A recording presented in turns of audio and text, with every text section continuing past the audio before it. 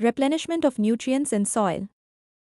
जब पौधे मिट्टी में उगते हैं तो वे मिट्टी से खनिज पोषक तत्व न्यूट्रिएंट्स जैसे नाइट्रोजन, फॉस्फोरस और पोटेशियम को अपने विकास के लिए लेते हैं।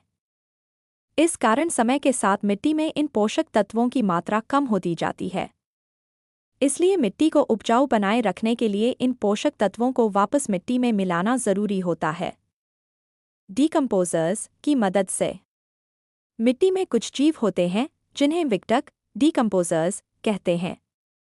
Example: bacteria, fungi. ये जीव मरे हुए पौधों, जानवरों और उनके कचरे को सड़ागलाकर छोटे छोटे पोषक तत्वों में बदल देते हैं। ये एंजाइम डाइजेस्टिव एंजाइम्स छोड़ते हैं जो मृत पदार्थों को तोड़ देते हैं और उनसे निकले पोषक तत्व वापस मिट्टी में मिल जाते हैं।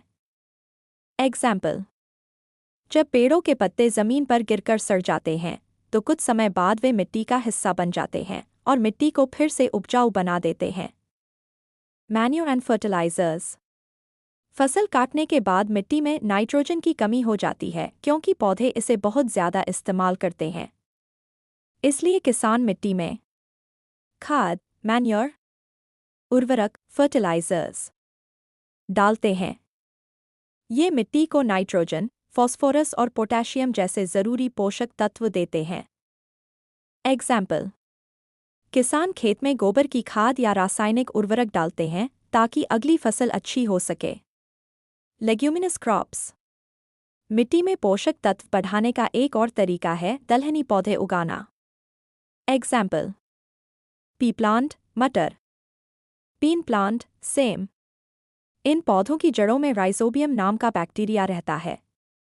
यह बैक्टीरिया हवा में मौजूद नाइट्रोजन को पौधों के उपयोग योग्य रूप में बदल देता है और मिट्टी में नाइट्रोजन की मात्रा बढ़ा देता है।